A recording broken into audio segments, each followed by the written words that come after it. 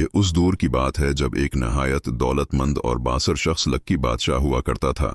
उसकी दौलत और रतबे की वजह से लोग उसके हर लफ्ज को हुक्म मानते और उससे डरते भी थे। लेकिन लक्की बादशाह में एक घिनौनी खामी थी। वो औरतों का शिकारी था। जहां कहीं भी किसी खूबसूरत लड़की का जिक्र सुनता, फौरन वहां पहुंच जाता और अपनी दौलत के जोर पर उस लड़की या औरत को खरीदने की कोशिश करता। अगर कोई उसके सामने इनकार कर देती तो वो जबरदस्ती अपनी होश पूरी करता। उसकी ख्वाहिशें बेलगाम थीं। न जाने कितनी पाकीज़ा औरतों को वो बेआबरू कर चुका था, मगर वो ये भूल गया था कि कुदरत हर अमल का हिसाब रखती है। एक दिन उसे किसी माँ की बद्दाह लगी, तेरी अपनी बेटी माहीन एक दिन गुनाह की गली में जाएगी और तुझे अपनी ही बेटी से जुनाह करना पड़ेगा। ये बद्दाह उसकी तकदीर में लिख दी गई थी, मगर लकी बादशाह अपनी ताकत और गुरूर में मस्त होकर उसे मजाक समझता रहा। माहीन उसकी लाडली बेटी थी। लकी बादशाह उससे बेपनाह मोहब्बत करता था। उसकी हर जद पूरी करता, जो भी मांगती फौरन लाकर दे देता। लेकिन जब भी कोई रिश्ता आता वो इनकार कर देता। माहीन भी अपने बाप की तरह मगरूर हो चुकी थी। नौकरानियों के साथ बैठकर आने वाले रिश्तों का मजाक उड़ाती और कहती, उन जैसों से शादी, मैं कोई आम लड़की नहीं हूं। नौकरानियां ये सब देखकर परेशान थीं। वो समझती थीं कि अगर जल्द उसकी शादी न हुई तो हालात बिगड़ जाएंगे। आखिरकार लकी बादशाह ने एक शानदार महफिल रखी। उसने दौर दराज से रईस और शरीफ घरानों के लड़कों को बुलाया ताकि उन में से कोई माहीन के काबिल हो। लेकिन माहीन ने जैसे ही उन लड़कों को देखा, उनकी बेइज्जती शुरू कर दी। पहला लड़का थोड़ा सा फरबा था। उसे देखकर हंसी और बोली, ये हाथी मेरे लिए आया है। अगर उससे शादी की तो मेरे कमरे के दरवाजे छोटे पड़ जाएंगे। दूसरा लड़का जो काफी लंबा था, उसे देखकर माहीन हंसी और बोली, अरे ये तो पूरा खंबा लग रहा है। अगर हमारे मोहल्ले में आया तो पड़ोसियों के पर्दे का मसला हो जाएगा। तीसरा लड़का थोड़ा छोटे कद का था। उसे देखकर बोली, ये नन्हा सा चूहा मेरे साथ शादी करेगा। उसे देखते ही मेरी हंसी नहीं रख रही। फिर एक नवाब जो बेहद गोरा था, उसकी तरफ इशारा करके कहा, ये तो लगता है बर्फ का चूहा है, कहीं पिघल न जाए। एक और अमीर आदमी जिसकी रंगत हल्की जर्द थी, उसे देखकर ताना मारा, ये तो मरगा कम पंजा ज्यादा लग रहा है। माहीन का गुरूर आसमान को छू रहा था। वो हर लड़के का मजाक उड़ा रही थी, बगैर ये सोचे कि उसके अन अल्फाज का इंजाम क्या हो सकता है। वो ये समझ चुकी थी कि कोई भी उसके लायक नहीं। इसी महफिल में एक बाशूर और मोतबर बादशाह भी आया था। उसकी लंबी सफेद दाढ़ी थी। माहीन उसे देखकर ठुठा मारकर हंसने लगी, अरे ये बड़ा बादशाह भी आया है। शादी के बाद उसकी दाढ़ी में रोज कंघी करना पड़ेगी। मगर उस बादशाह ने कोई जवाब नहीं दिया। खामोशी से उठा और महफिल से रुखसत हो गया। लकी बादशाह जो अब तक चुप था, ये सब देखकर गुस्से से कांपने लगा। उसने सबके सामने ऊंची आवाज में ऐलान किया, आज से ये लड़की मेरी बेटी नहीं है। ये गुरूर और बदतमीजी की अलामत बन चुकी है। जिसे ये लड़की पसंद हो ले जाए, मेरे घर में उसके लिए अब कोई जगह नहीं। माहीन पर जैसे आसमान टूट पड़ा। उसे यकीन ही नहीं आया कि उसका अपना बाप उसे अपने ही घर से निकाल रहा है। लेकिन लक्की बादशाह अपने फैसले पर कायम रहा। उसने नौकरों को हुक्म दिया कि माहीन की आंखों पर पट्टी बांधकर उसे किसी अजनबी शहर में छोड़ आएं। नौकरों ने ऐसा ही किया। माहीन की आंखों पर पट्टी बांधी गई। उसे एक पुरानी घोड़ा गाड़ी में बैठाया गया और कई घंटे सफर के बाद एक अनजान मकाम पर उतार दिया गया। काफी देर बाद जब उसने अपनी आंखों से पट्टी हटाई तो खुद को एक नए अजनबी शहर में पाया, जहां कोई उसे नहीं जानता था और वो तन्हा थी। माहीन बिल्कुल बेबस हो चुकी थी। उसे कुछ समझ नहीं आ रहा था कि अब क्या करे, कहां जाए। शाम ढल रही थी और अंधेरा आहिस्ता आहिस्ता हर तरफ छा रहा था। तन्हाई और खामोशी उसके दिल में खौफ भर रही थी, लेकिन रास्ता कोई सोचता न था। तभी उसकी नजर एक उम्र रसीदा शख्स पर पड़ी। वो किसी दरवेश या फकीर जैसा दिखाई देता था। उस बूढ़े ने माहीन को अकेला और सहमी हुई हालत में खड़ा देखकर नरमी से पूछा, बेटी तुम यहाँ इस वक्त तन्हा क्यों खड़ी हो? ये जगह रात के लिए मुनासिब नहीं, हालात कुछ अच्छे नहीं हैं। माहीन ने कपकपाती आवाज में कहा, मुझे मेरे बाप ने घर से निकाल दिया है। मुझे नहीं मालूम कहाँ जाऊं, कहाँ रहूं। बूढ़े आदमी ने एक गहरी सांस ली, जैसे उसे सब मालूम हो, लेकिन उसने ऐसा जाहिर ना होने दिया। वो नरमी से बोला, बेटी ये जगह तुम्हारे लिए खतरनाक हो सकती है। मेरे साथ मेरे घर चलो। मेरी एक बेटी है, वो तुम्हें देखकर बहुत खुश होगी। माहीन पहले तो डरी, लेकिन बूढ़े के लहजे की शफकत और अल्फाज में जो दर्द था वो उसे सच्चा लगा। उसने दिल में सोचा कि अगर वहां एक औरत है तो शायद वो जगह महफूज होगी। थोड़ा झिझकने के बाद माहीन ने हामी भर ली और उस बूढ़े के साथ चल पड़ी। रास्ते में वो दोनों एक बहुत वसीया शिकारगाह से गुजरे। माहीन ने हैरत से पूछा, बाबा ये इतनी बड़ी शिकारगाह किसकी है? बूढ़े ने संजीदगी से जवाब दिया, ये उसी बादशाह की है जिसका तुमने उस दिन महफिल में मजाक उड़ाया था। ये सुनकर माहीन का दिल दहल गया। उसके चेहरे का रंग उड़ गया। उसने दिल ही दिल में तौबा की और पछतावे से कहा, या अल्लाह मैंने क्या जुल्म किया कितना बड़ा गुनाह कर बैठी। मगर वो नहीं जानती थी कि ये तो बस इब्तिदा थी। बदकिस्मती का असल सफर तो अभी शुरू हुआ था। कुछ देर बाद वो दोनों एक शानदार और रौनक शहर में दाखिल हुए। बुलंद व बाला महल, ऊंची इमारतें, खूबसूरत बागात, हर तरफ शान व शौकत थी। माहिन दंग रह गई और उसने हैरत से बूढ़े से पूछा, बाबा ये शहर किसका है? बूढ़े ने मुस्कुराकर कहा, बेटी ये शहर भी उसी बादशाह का है। अगर तुम उससे शादी कर लेती तो आज ये सब कुछ तुम्हारा होता। माहिन की आंखों में निदामत उतरने लगी। उसने आह भरी और कहा, काश मैंने उस दिन जलसे में आने वालों का मजाक ना उड़ाया होता। काश मैंने गुरूर में आकर उसे ठुकराया ना होता। अगर मैंने बादशाह से शादी कर ली होती तो शायद मेरी जिंदगी कुछ और होती। मगर अब पछतावे का कोई फायदा न था।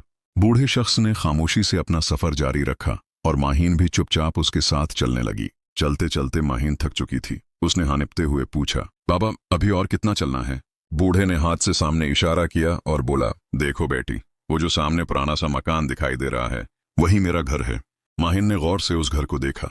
घर इतना बड़ा तो नहीं था मगर लंबा चौड़ा जरूर था। दीवारें बुसीदा थीं, कई जगहों से प्लास्टर झड़ चुका था। वो मकान आम गरीब लोगों के घर जैसा लग रहा था। माहिन ने ताज्जुब से पूछा, बाबा आपका घर इतना पुराना क्यों है? बूढ़ा मुस्कुराकर बोला, बेटी हम जैसे फकीरों के घर ऐसे ही होते हैं, लेकिन तुम अंदर आओ, तुम्हें यहां सब कुछ बेहतर लगेगा। माहिन घर के अंदर दाखिल हुई मगर अंदर का मंजर देखकर उसके कदम रख गए। ये घर किसी आम इंसान का घर नहीं लग रहा था। अंदर अजीब सा माहौल था। कई औरतें और लड़कियां मौजूद थीं और सबने मुख्तलिफ निराले कपड़े पहन रखे थे, जैसे वो किसी खास काम के लिए तैयार हों। हर औरत का अलग कमरा था। माहिन उलझन में पड़ गई। उसे समझ नहीं आ रहा था कि ये कैसी जगह है। तभी उस बूढ़े शख्स ने आहिस्तगी से कहा, बेटी ये सब मेरी बेटियां हैं। माहिन के पैरों तले से जमीन निकल गई। वो चौंक गई। जहन में सवालात का तूफान आ गया। ये कैसे मुमकिन है? एक बूढ़ा आदमी और इतनी सारी बेटियां, ये सब उसकी अपनी बेटियां कैसे हो सकती हैं? उस मकान में तकरीबन 40 से 50 औरतें और लड़कियां मौजूद थीं और हर एक का तर्ज जिंदगी कुछ अजीब सा था। माहिन ने सहमी हुई आवाज में उस बूढ़े शख्स से पूछा, बाबा ये सब औरतें क्या वाकई आपकी बेटियां हैं? बूढ़ा शख्स हंस दिया, नरमी से बोला, बेटी तुम्हें ये बात जल्द ही समझ आ जाएगी। अभी तुम बहुत थकी हुई हो, पहले कुछ खा लो, आराम कर लो, सुबह होगी तो बात करेंगे। माहिन उलझन में थी। कुछ समझ न आया मगर थकन ने उसे खामोश रहने पर मजबूर कर दिया। बूढ़े ने उसे एक कमरा दिखाया और कहा, यह तुम्हारा कमरा है, यहां सुकून से रहो। माहिन ने कुछ खाया और फिर थकन से चूर होकर सो गई। सुबह आंख खुली तो कमरे से बाहर झांका। घर में अजीब सी हलचल थी। कुछ औरतें उधर से उधर भाग रही थीं, कुछ अपने कमरों में बंद थीं और चंद अजनबी मर्द बार बार अंदर आ और जा रहे थे। माहिन का दिल दहल गया। उसने बूढ़े को तलाश किया और जल्दी से पूछा, बाबा ये सब क्या हो रहा है? ये मर्द कौन है? ये औरतें क्या कर रही हैं? बूढ़े ने एक ठंडी सांस ली, जैसे कोई बोझ उठा रहा हो, और बोला, बेटी ये सब औरतें कभी तुम्हारी तरह ही यहाँ आई थीं, बेबस, बेसहारा, अकेली। मैंने उन सबको पनाह दी, खाना दिया, एक छत दी, और अब ये मेरा एक छोटा सा काम कर रही हैं। अब वही काम तुम्हें भी करना होगा। माहिन के जिस्म में जैसे जान ही न रही हो। उसने हचकचाते हुए कांपती आवाज में पूछा, बाबा आपका यह काम आखिर है क्या? बूढ़ा शख्स एक अजीब सी ठंडी हंसी हंसा और बोला, बेटी शाम होने दो, सब खुद ब खुद समझ आ जाएगा। माहिन ने कपकपाती हुई आवाज में सवाल किया, बाबा आखिर कैसा काम? बूढ़े शख्स ने ना कोई झुझक महसूस की न शर्म, बस सर्द लहजे में कहा, बेटी बैठ जाओ और रात के लिए तैयार हो जाओ। माहिन की जबान बंद हो गई, लेकिन उसका दिल धड़कने लगा, जैसे वो आने वाले तूफान को महसूस कर चुकी हो। इसी लम्हे दरवाजे पर दस्तक हुई। बूढ़ा मुस्कुराया, दरवाजा खोला और निहायत आजिजी से झुककर कहा, हुजूर हम आप ही का इंतजार कर रहे थे। माहिन ने जैसे ही दरवाजे की तरफ देखा तो उसके कदमों तले जमीन निकल गई। वही बादशाह जिसका उसने महफिल में मजाक उड़ाया था दरवाजे पर खड़ा था। बादशाह कमरे में दाखिल हुआ।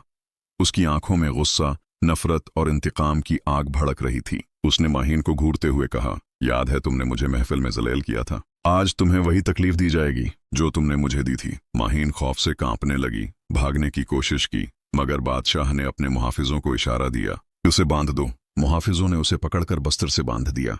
माहिन चीखती रही, मदद के लिए पुकारती रही, मगर उस घर की दीवारों से कोई सदा वापस न आई। उस रात बादशाह ने अपने गुरूर और जख्म का हिसाब बेरहमी से चुकाया। माहिन के लिए तबाही की ये सिर्फ शुरुआत थी। पहले वो कुछ हफ्ते तक रोती रही, फिर महीनों तक खामोश हो गई, और फिर एक दिन वो सब कुछ उसकी आदत बन गया। अब वो वही बन चुकी थी जिससे उसने एक दिन नफरत की थी। माहिन जो कभी ऐसी जिंदगी से नफरत करती थी, अब उसी रास्ते को अपनी हकीकत मान चुकी थी। लिफ्ता रफ्ता उसका नाम दौर दौर तक फैलने लगा। वो शहर की सबसे खूबसूरत औरत मानी जाने लगी। लोग उसके हिसन के किस्से सुनकर उसे देखने के लिए बेताब रहते। वो अपना सिर्फ उस जिंदगी को कबूल कर चुकी थी, बल्कि उसे फख्र से जीने लगी थी। एक दिन शहर में एक बूढ़ा मुसाफिर आया। उसने लोगों से पूछा, उस शहर की खास बात क्या है? किसी ने कहा, यहाँ एक ऐसी औरत रहती है जो इतनी हुसैन है कि जैसे चांदी से तराशी गई हो। वो सब कुछ करती है जो आम औरतें सोच भी नहीं सकती। बूढ़े की आंखों में चमक आ गई। उसने आहिस्ता से कहा, अगर ये सच है तो आज रात मैं उसे जरूर देखूंगा। मगर वो बूढ़ा कोई और नहीं बल्कि लकी बादशाह था, माहिन का अपना बाप, जिसने कभी उसे गुरूर की वजह से घर से निकाल दिया था। उसी रात बूढ़े ने माहिन को बुलाया और कहा, बेटी, आज एक खास मेहमान आ रहा है। बहुत अमीर है, दौलत की रेल पेल है। अगर तुमने उसे खुश कर दिया तो तुम्हारी कीमत आसमान को छू लेगी। माहिन ने एक लम्हे को भी कुछ न कहा, ना इनकार किया, न हैरत दिखाई। अब सब कुछ मामूल का हिस्सा बन चुका था। जिस्म का सौदा उसके लिए बस एक और रात जैसा था। इज्जत, शर्म, सब कुछ खत्म हो चुका था। रात हुई, कमरा तैयार किया गया, बिछावन नया था, महंगे इत्र की खुशबू फैली थी।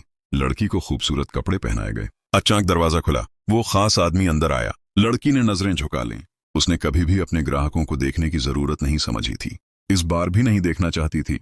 कमरे में अंधेरा था। आदमी बस्तर पर बैठा। लड़की ने अपने कपड़े उतारने शुरू कर दिए। आदमी ने भी ऐसा ही किया। एक ऐसा गुनाह जो उसने कभी सोचा भी नहीं था। रात बीत गई। लड़की ने वही किया जो हर रात करती थी। आदमी ने वही किया जो वो हर बार करता था। काम पूरा होने के बाद आदमी ने सुकून भरी आवाज में कहा कि मैंने आज तक कितनी ही औरतों के साथ सोया हूं, लेकिन जो सुकून मुझे आज मिला वो पहले कभी नहीं मिला। लड़की के पैरों तले जमीन खसक गई। ये आवाज, ये अंदाज, ये लहजा, ये कोई अजनबी नहीं था। ये उसका अपना बाप था। सच्चाई का जहरीला नश्तर लड़की के पूरे जिस्म में जैसे बजली बन के दौड़ गया। उसकी सांसें थम गईं, उसकी आवाज गले में घट गई। आदमी चुपचाप बाहर निकला और खुद को दूसरे कमरे में बंद कर लिया। उसका मन और जिस्म अब घन से भर चुका था। सुबह होते ही आदमी ने अपने कपड़े पहने और बूढ़े दलाल से पूछा कि वो लड़की कहाँ गई, मुझे उससे फिर मिलना है। दलाल ने कहा वो ठीक नहीं है, आराम कर रही है। मगर आदमी ने जिद की कि मैंने कभी किसी औरत के साथ इतनी सुकून भरी रात नहीं गुजारी, मैं उसे फिर से देखना चाहता हूँ। दलाल ने कोशिश की कि लड़की दरवाजा खोले, मगर उसने साफ इनकार कर दिया। सिर्फ इतना कहा कि मुझे अब किसी से नहीं मिलना। आखिरी बार आदमी के जाने के बाद लड़की ने बूढ़े दलाल से पूछा कि ये आदमी कौन था। दलाल ने जवाब दिया कि वो फलान शहर का एक बड़ा आदमी है और तुम्हें जानकर हैरानी होगी कि वो तुम्हारा अपना बाप था। लड़की ने सुना और उसके जिस्म से जैसे रूह निकल गई। वो कुछ नहीं बोली, चुपचाप अपने कमरे में चली गई। सुबह होते ही लड़की ने वो कोठा छोड़ दिया। वो कहीं दूर निकल गई। कोई नहीं जानता कि वो कहाँ गई। कोई नहीं जानता कि उसने अपने साथ किया। इस कहानी से सीख, जो बोएगा वही काटेगा। जिसने गुनाह किया उसे उसी गुनाह की सजा मिली। जिसने दूसरों की इज्जत को तार तार किया उसकी अपनी इज्जत मिट्टी में मिल गई। या अल्लाह हमें उस अंधेरे से बचा, हमें गुनाहों से बचा और हमारी औलाद को बुराई से बचने की तौफीक अता फरमा। दोस्तों, ये कहानी सिर्फ एक दास्तान नहीं बल्कि एक बहुत बड़ी सीख है। ये हमें ये बताती है कि जो बोया जाता है वही काटा जाता है। अगर हम दूसरों पर जुल्म करेंगे तो वही जुल्म किसी न किसी रूप में पलटकर हमारे सामने आएगा। अगर हम पाप करेंगे तो उसकी सजा हमें दुनिया में भी मिल सकती है और आखिरत में भी। इसलिए हमें अल्लाह के अजाब से डरना चाहिए और हमेशा नेक रास्ता अपनाना चाहिए। अल्लाह ताली फरमाता है, और जो लोग तौबा करें, ईमान लाएं और नेक अमल करें, अल्लाह उनके गुनाहों को नेकियों में बदल देगा। सूरह अल फुरकान आयत 70। अगर हमने गुनाह किए हैं तो हमें सच्चे दिल से तौबा करनी चाहिए, क्योंकि अल्लाह की रहमत हर चीज से बड़ी है। अगर हमने किसी पर जुल्म किया है तो हमें माफी मांगनी चाहिए, क्योंकि क़यामत के दिन कोई भी जुल्म छुपाया नहीं जाएगा। उस कहानी पर आपकी राय जरूरी है। अगर आपको ये कहानी अच्छी लगी और उससे कोई सीख मिली तो हमें जरूर बताइए। कमेंट बॉक्स में अपनी राय दें। क्या आपने उस कहानी से कुछ सीखा? अगर हाँ तो इसे लाइक करें, चैनल को सब्सक्राइब करें, बेल आइकन दबाएं ताकि आपको नई कहानियों की इत्तला मिलती रहे। अपने दोस्तों के साथ भी ये कहानी शेयर करें। जल्द मिलेंगे एक नई अबरतनाक कहानी के साथ। तब तक के लिए अल्लाह हाफिज।